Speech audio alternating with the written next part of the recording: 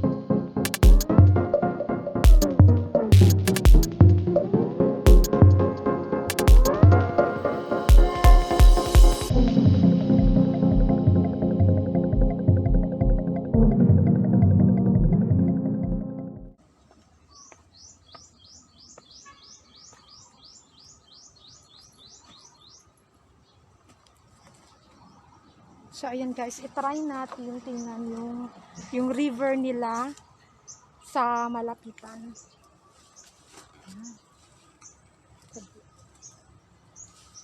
Wait lang.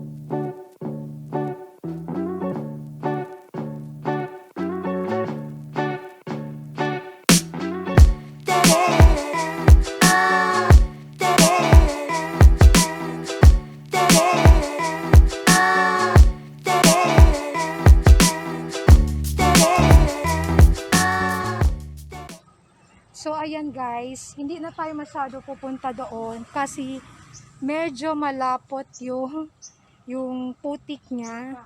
Baka ma-slide pa ako. But anyway, yan yung pinaka nagustuhan din natin dito sa San Ramon Bridge. Ano siya? Mahangin siya, very refreshing. And marami pang mga puno. And then makikita nyo rin yung mountain guys. So it's good to come here talaga for weekend trek or yung yung simply to just relax. Ayan guys. So of course hindi na ako magpapahaba pa ng aking video. But then again, if you think you like this walking tour, please give me a thumbs up. And kapag hindi ka rin nakasubscribe, guys, mag-subscribe na kayo. And para to experience like more walking tour like this at ma-update din kayo sa mga bago kong uploads. So, time and again, this is your host Sasuka. Of course, not an expert, just want to share. Bye!